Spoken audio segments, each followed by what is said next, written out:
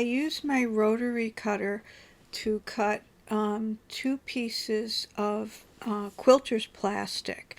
The tin that I was using to make my watercolor travel kit is 4¼ inch by 3 inch. So the quilter's plastic I cut was 3 times 4 inch. So basically you cut it to fit your tin, and I rounded off the edges because the tin had rounded edges, and then I saw that it did fit, so I used that as a template for the second one. And what I use the quilter's plastic for is I put it on the bottom where I attach the half pans that I purchased, but you can also use bottle caps, soda bottle caps, instead of half pans for the watercolors. And what I'm doing right now is I'm attaching two-sided foam tape to the bottoms, and then I just attach them to the plastic. And this will protect your tin in the long run, and also if you wanted to change out your palette, you can do that and add different ones and have several different palettes. So after it's done, the top of it is going to be like a protector, but I'm going to want to be able to pull it out every time I use it. And I found that just attaching a small piece of ribbon, and that I found the best way of attaching it is with a stapler. And so I just staple the ribbon on both sides, and it gives it a nice pretty little finish, and it's also practical because it makes it so that you can easily lift it up when you're ready to use your watercolor palette.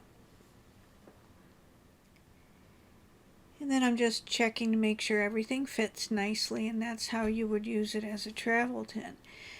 Now, since I'm going to be filling my own half pans with tube watercolors, I'm going to want to have a little chart to attach to the tin so that I'll be able to tell when I'm painting what the colors look like on watercolor paper. So I just used the plastic template as a template for the watercolor paper and just traced around it and made sure that it fits so that I'll be able to see it when I'm painting.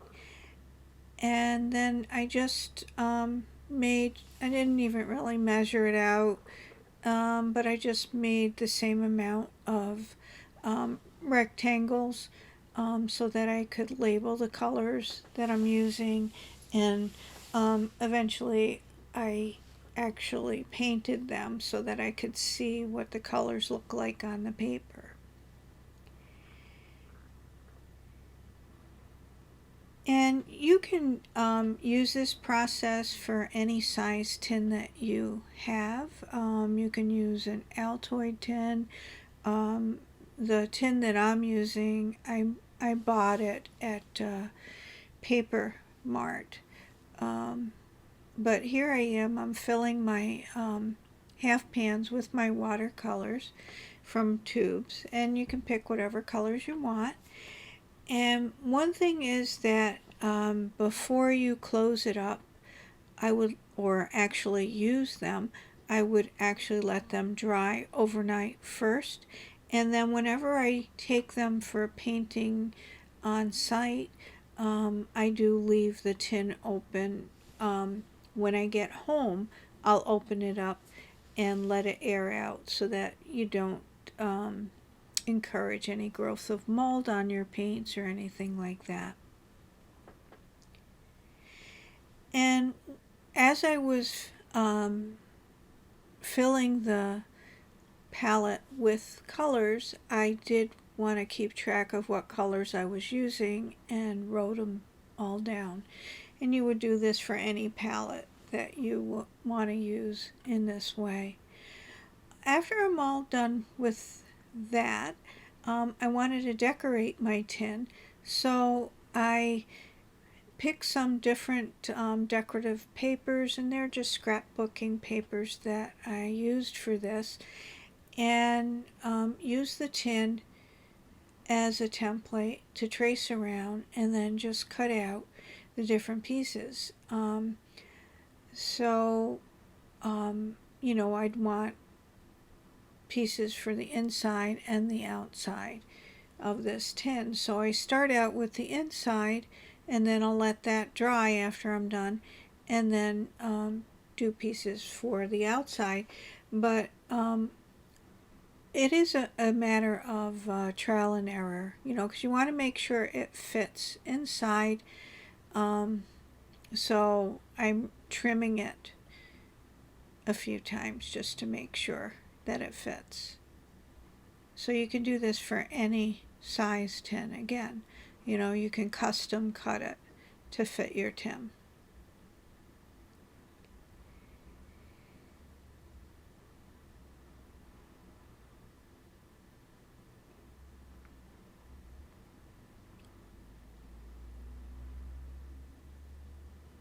And just kind of rounding off the corners and doing that. But you know, you cut it gradually. And here you see that I had cut out all the pieces for the inside and the outside. And here I am using Mod Podge, and I just use a foam brush, and I first, you know, use the Mod Podge on the tin and then on the paper. And I found out that using wax paper so that you're not lifting up any of the design of the paper when you're pressing it down, because it can get really messy as you're working. So I do use that a lot. And here I had a little basically a little picture of a label that I created for my paint boxes. So you can just put any kind of picture you want, or you can do some lettering if you want for your paint box, or just use the pattern paper. It's not a necessary thing to add, but I like to add them to mine. And then I'm just cleaning up the edges, because on the areas where the box is going to close, you want to keep it as clean as possible. And then I do coat everything that I add to the paint box with the Mod Podge.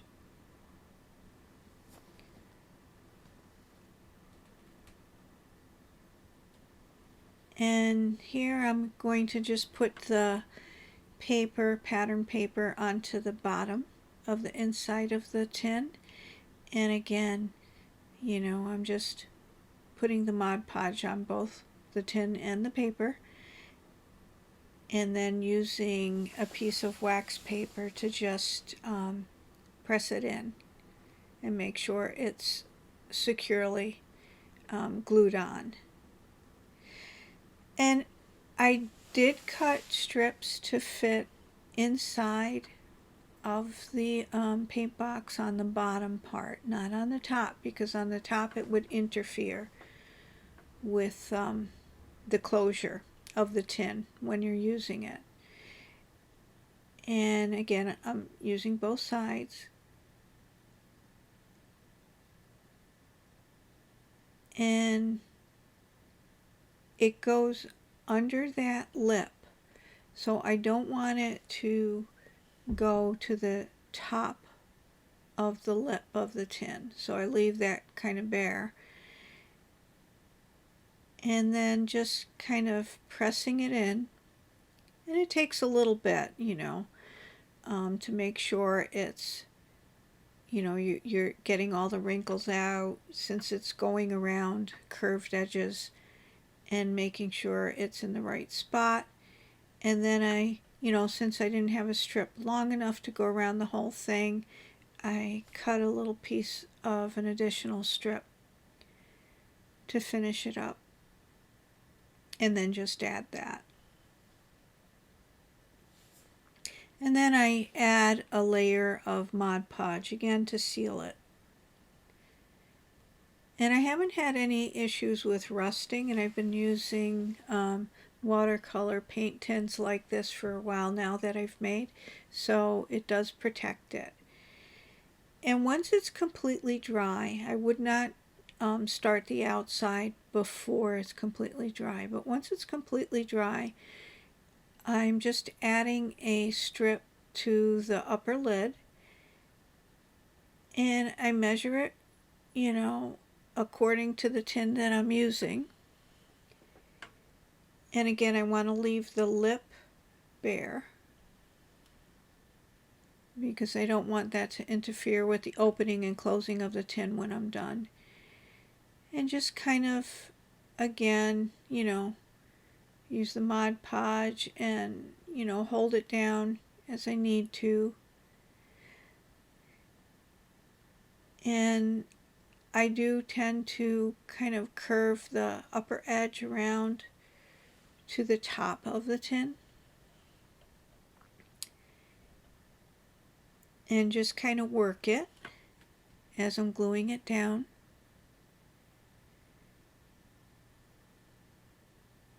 To make sure that it's completely adhered. And then again, the strip wasn't long enough, so I just added another piece of the strip to the back. And as you notice, I'm keeping it above the hinge of the tin so that again it doesn't interfere with opening and closing the tin when I'm actually using it as a watercolor travel tin. And here's the top, and I picked a different piece of pattern paper, and I will be adding a image that I picked up from the Metropolitan Museum of Art. They have several images that are available, so you can pick whatever you like to download and to use freely.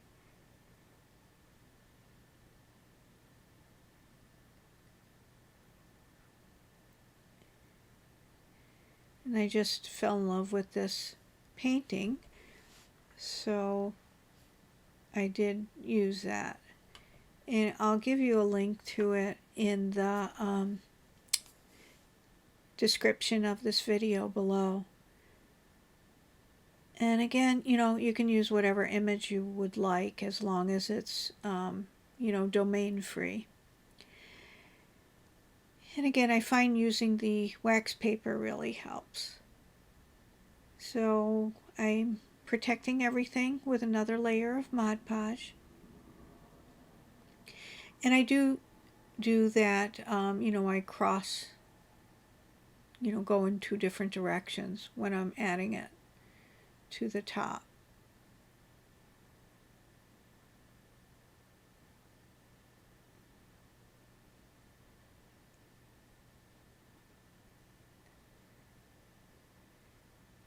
And then I let it dry before I work on the bottom. And now that it's completely dry and it can open and close, I'm adding a strip to the bottom, and I make sure that it does not go above the lip where the top cover will close, because otherwise then you're going to have a real difficult time closing it and opening it. So I leave the lid closed while I'm doing this to make sure the placement is in the right spot. And you can see that there's extra paper on the bottom, and that's okay because I will fold that over to the bottom and it'll give it a more finished edge. And glue it right down.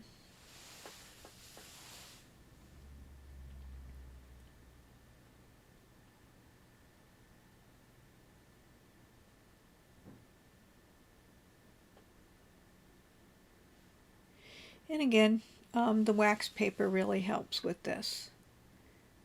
because I have tried this without putting the wax paper on and kind of make a mess out of the pattern paper.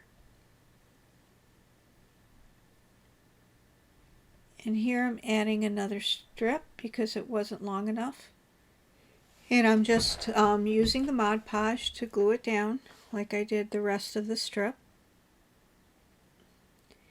And then just molding the excess on the edge to the bottom of the tin.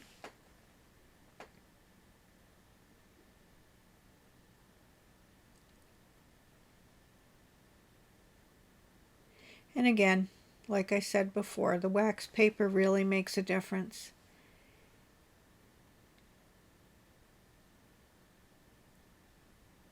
And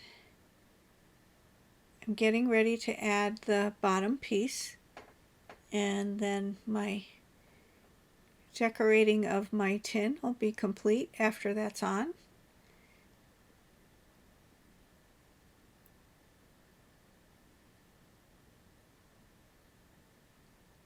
And just, using the wax paper to attach it. And here I'm using a brayer, and I use that from time to time when I can for the top and the bottom, but it's not necessary. And just making sure everything's nice and secure. And then once that is, I add another layer of Mod Podge just to seal everything on the bottom of the tin.